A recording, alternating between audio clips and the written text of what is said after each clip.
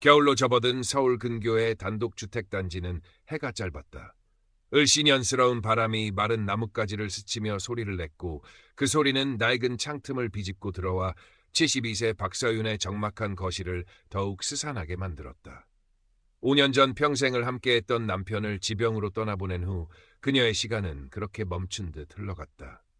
거실 한편 남편이 생전에 아끼던 낡은 사진첩에는 빛바랜 웃음들이 가득했지만 이제는 그 온기를 느낄 수 없었다. 창가에 놓인 남편의 난초 화분 몇 개는 그녀만큼이나 생기를 잃어가고 있었다.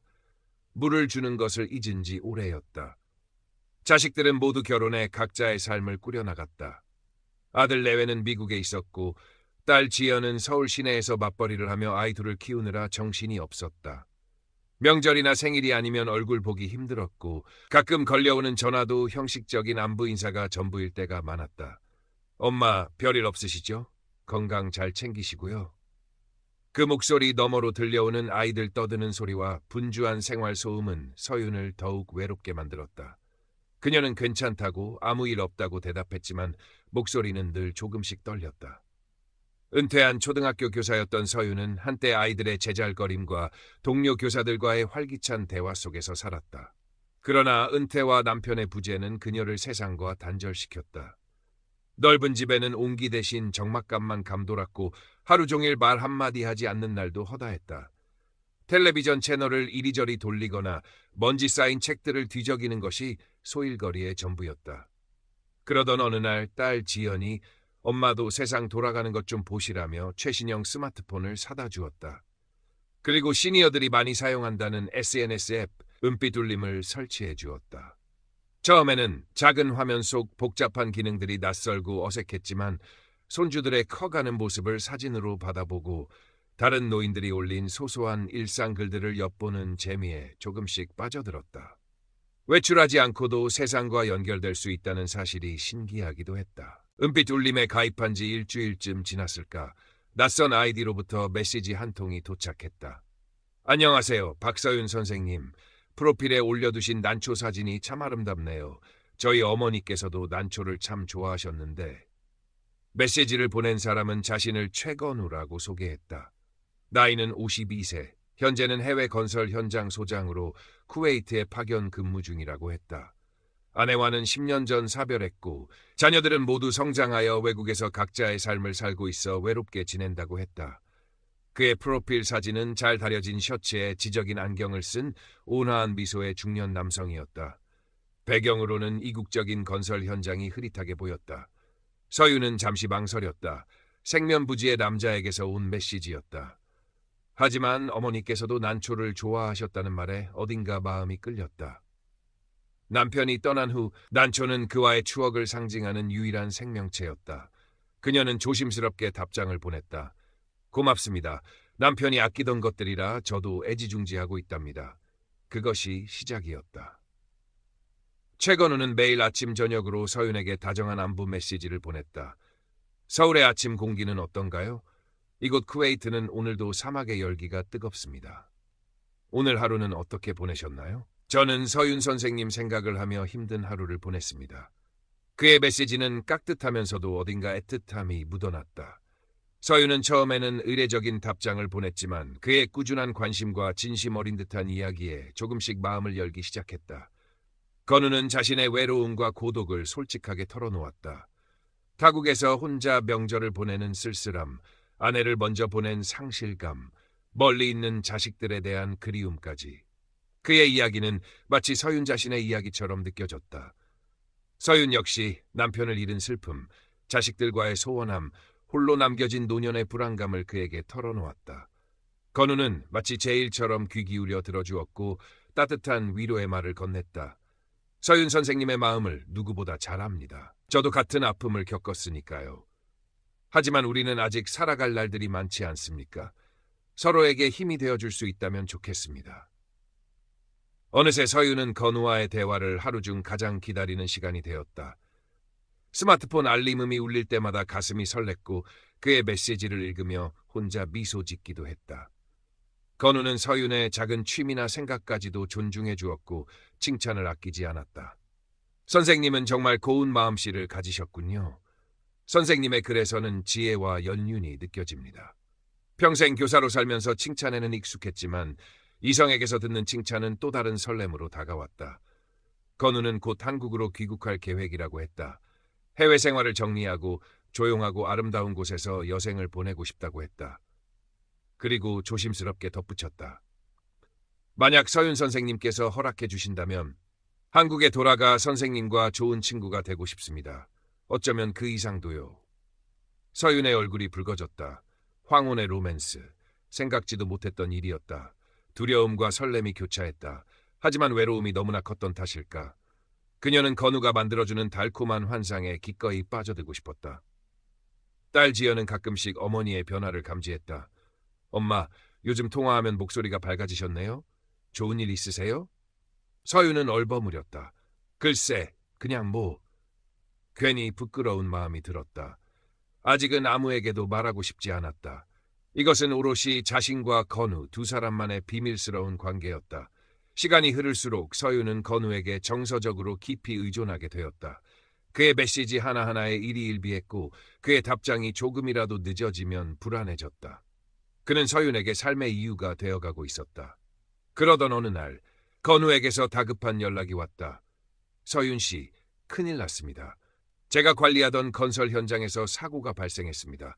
현지 직원 몇 명이 다쳤는데 회사에서 보험 처리를 미루고 있어서 당장 급하게 치료비가 필요합니다. 그는 당황한 목소리로 도움을 요청했다. 제 개인 돈은 모두 사업 자금으로 묶여 있어서 당장 쓸 수 있는 돈이 없습니다. 염치 없지만 서윤 씨에게 300만 원만 빌려주실 수 없을까요? 한국에 돌아가자마자 바로 갚겠습니다. 아니, 몇 배로 갚겠습니다. 서윤은 망설였다. 적지 않은 돈이었다. 하지만 건우의 절박한 목소리와 그동안 쌓아온 신뢰가 그녀의 이성적인 판단을 흐리게 했다. 그 사람이 얼마나 힘들까? 내가 도와주지 않으면 누가 도와주겠어? 그녀는 결국 남편이 남긴 비상금 통장에서 300만 원을 찾아 건우가 알려준 계좌로 송금했다. 건우는 곧바로 전화해서 울먹이는 목소리로 몇 번이고 고맙다고 말했다. 서윤 씨는 제 생명의 은인입니다. 이 은혜는 평생 잊지 않겠습니다. 서윤은 오히려 그를 도울 수 있었다는 사실에 뿌듯함마저 느꼈다. 그것이 불행의 서곡인 줄은 꿈에도 알지 못했다. 첫 번째 송금이 성공하자 건우의 요구는 더욱 대담해졌다. 얼마 뒤에는 사고 수습 과정에서 현지 공무원에게 뇌물을 줘야 하는데 급하게 500만 원이 필요하다고 했고, 또 얼마 뒤에는 어머니가 갑자기 위독하셔서 급히 한국에 들어가야 하는데 비행기 표와 병원비가 필요하다며 1,000만 원을 요구했다. 그는 이전에 어머니가 돌아가셨다고 말했었지만 서윤은 그 모순을 알아채지 못하거나 애써 외면했다. 서윤은 아끼던 예금과 적금을 해약했다. 심지어 얼마 안 되는 연금까지 미리 당겼었다. 돈을 보낼 때마다 건우는 더욱더 달콤한 말로 서윤을 안심시켰다. 이 문제만 해결되면 모든 것을 정리하고 한국으로 달려가겠습니다. 그리고 서윤 씨 곁에서 평생 행복하게 해드릴게요. 그는 위조된 항공권 예약증이나 병원 진단서 사진을 보내며 자신의 말을 뒷받침하는 듯했다. 딸 지연은 어머니의 계좌에서 심상치 않은 금액이 계속 빠져나가는 것을 알게 되었다. 명절에 집에 왔을 때 어머니가 밤늦도록 누군가와 속삭이듯 통화하는 모습을 보고는 불안감을 느꼈다. 엄마, 솔직하게 말씀해 주세요. 요즘 누구 만나세요? 혹시 돈 문제로 힘든 일 있으세요? 제가 도와드릴게요. 지연의 걱정스러운 물음에 서윤은 오히려 역정을 냈다. 내가 뭘 안다고 함부로 말하니? 엄마 일은 엄마가 알아서 한다. 괜한 걱정 말고 내 살림이나 잘 챙겨. 평소 온화하던 어머니의 날카로운 반응에 지연은 더 이상 말을 잇지 못하고 서운한 마음만 안고 돌아섰다. 이웃 김영희 할머니도 서윤의 변화를 눈치챘다. 예전에는 함께 장을 보러 가거나 경로당에 같이 가자고 하면 곧잘 따라 나서던 서윤이 요즘은 통 집 밖으로 나오려 하지 않았다. 가끔 마주쳐도 안색이 파리했고 스마트폰만 뚫어져라 쳐다보며 뭔가에 깊이 빠져있는 듯했다. 서윤 씨, 얼굴이 반쪽이 됐네. 무슨 힘든 일이라도 있는 거야. 혹시 몸이라도 안 좋은 거면 병원에 가봐야지. 김할머니의 걱정에도 서윤은 괜찮아요, 영희 씨. 그냥 좀 피곤해서 그래요. 라며 애써 미소 지을 뿐이었다. 그녀는 자신의 비밀스러운 관계와 돈 문제를 누구에게도 털어놓을 수 없었다. 건우는 우리 사이를 시기하는 사람들이 많으니 아무에게도 우리 이야기를 하지 말라고 신신당부했었다. 어느덧 서윤의 통장은 바닥을 드러냈다. 더 이상 내어줄 돈이 없다고 하자 건우는 낙담한 목소리로 말했다. 정말 안타깝습니다, 서윤 씨. 사실 제가 한국에 돌아가면 당신과 함께 살 안락한 집을 마련하고 남은 인생을 편안하게 보낼 수 있도록 아주 좋은 투자건을 하나 받은 게 있었습니다.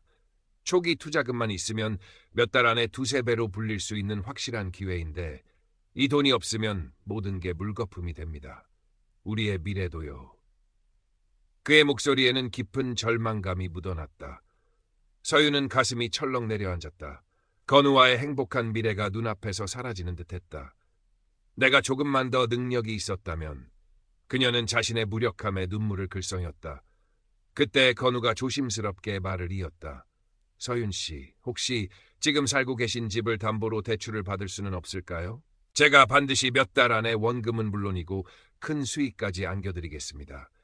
그러면 우리는 더 좋은 집에서 아무 걱정 없이 살 수 있습니다. 저를 믿으세요. 저는 서윤 씨를 실망시키지 않습니다. 집담보대출. 서윤은 평생을 살아온 남편과의 추억이 고스란히 담긴 집이었다. 그것만큼은 안 된다고 생각했지만 건우의 간절한 목소리와 그가 제시하는 눈부신 미래에 대한 유혹은 너무나 강렬했다. 그는 위조된 투자 계획서와 수익률 보장 각서까지 사진으로 찍어 보내왔다. 서윤은 며칠 밤낮을 고민했다. 딸 지연의 얼굴, 이웃 김 할머니의 걱정스러운 눈빛이 떠올랐지만 건우의 달콤한 속삭임이 모든 것을 덮어버렸다. 이것이 마지막 기회야. 이 기회만 잡으면 모든 것을 되돌릴 수 있어. 그리고 건우 씨와 함께 행복해질 수 있어. 결국 서윤은 떨리는 마음으로 은행을 찾았다. 복잡한 서류 절차를 거쳐 집을 담보로 대출을 받았다. 평생 만져보지 못한 큰 돈이었다. 그녀는 그 돈 전액을 건우가 알려준 계좌로 송금했다. 송금 확인 버튼을 누르는 순간 심장이 터질 것처럼 두근거렸다. 이제 모든 것이 잘 될 것이라고, 곧 건우가 한국으로 돌아와 자신을 이 지긋깃한 외로움에서 구원해 줄 것이라고 굳게 믿었다. 건우는 약속했다. 투자 수익금이 처음으로 입금되는 날 함께 축배를 들자고. 서윤은 그날만을 손꼽아 기다렸다.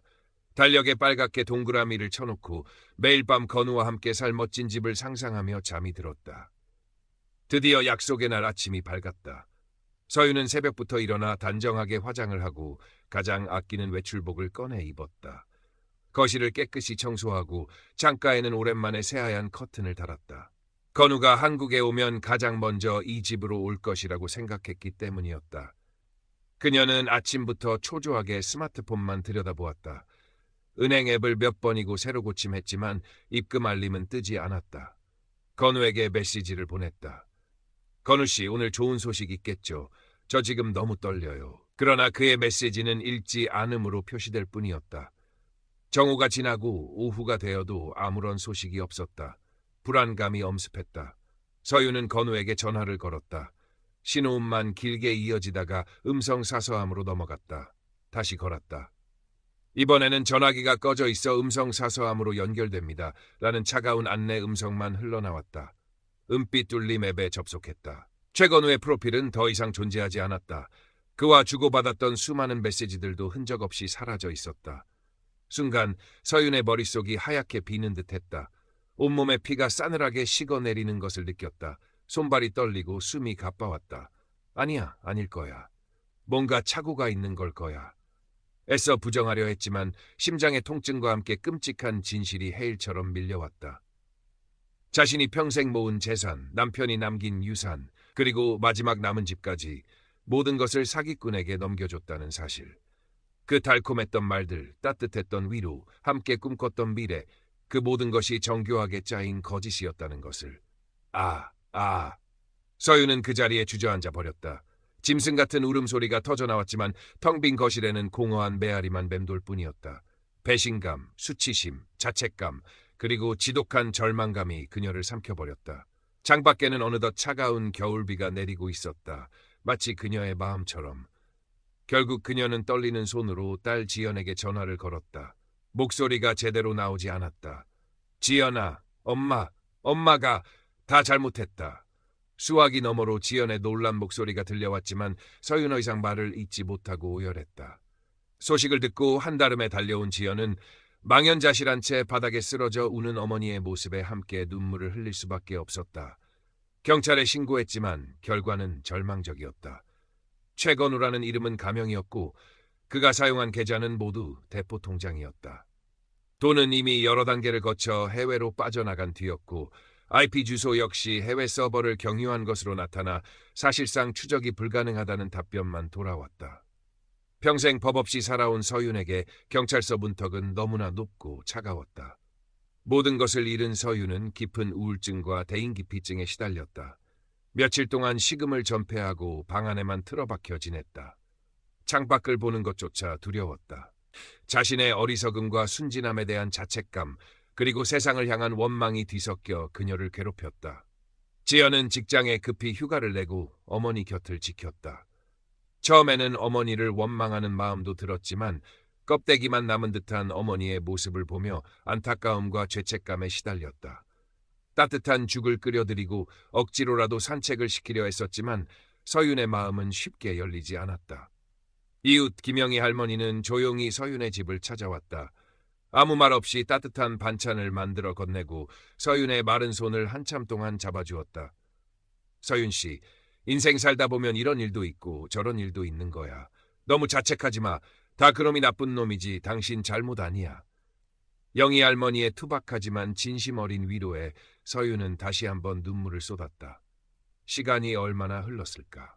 혹독했던 겨울이 지나고 창밖으로 희미하게 봄 기운이 느껴지기 시작할 무렵이었다. 서윤은 여전히 깊은 슬픔에서 벗어나지 못했지만 아주 조금씩, 아주 느리게 현실을 받아들이려 애썼다. 지연은 주말마다 찾아와 어머니와 함께 시간을 보냈고 서먹했던 모녀 사이에는 조금씩 대화가 오가기 시작했다. 어느 일요일 아침, 서윤은 멍하니 거실 창가에 앉아 있었다. 먼지가 뽀얗게 쌓인 남편의 난초 화분들이 눈에 들어왔다. 한때는 푸른 잎을 자랑하며 아름다운 꽃을 피웠지만 이제는 겨우 연명하는 듯 시들어가고 있었다. 남편은 살아생전 이 난초들을 애지중지 돌보았었다. 서윤은 아주 천천히 자리에서 일어났다. 먼지 쌓인 물뿌리개를 찾아 물을 채웠다. 그리고 떨리는 손으로 말라붙은 난초잎 하나하나에 조심스럽게 물을 주기 시작했다. 차가운 물방울이 마른 흙 위로 스며들었다. 마치 그녀의 얼어붙었던 마음에 작은 온기가 스며드는 것 같았다. 눈가에는 또다시 눈물이 차올랐지만 이번에는 절망의 눈물만은 아니었다. 아주 희미하게, 아주 작은 빗줄기 같은 것이 그녀의 마음속에서 꿈틀거리는 듯했다. 그래도 살아야지. 이 작은 것부터. 다시 시작해야지. 나지막한 그녀의 목소리가 적막한 거실에 울렸다. 창밖에서는 봄을 재촉하는 햇살이 부서지고 있었다. 그녀의 남은 삶이 어떻게 펼쳐질지는 알 수 없었다. 하지만 그 순간 박서윤은 독한 시련 속에서도 꺼지지 않는 작은 생명의 의지를 그렇게 다시 한번 확인하고 있었다.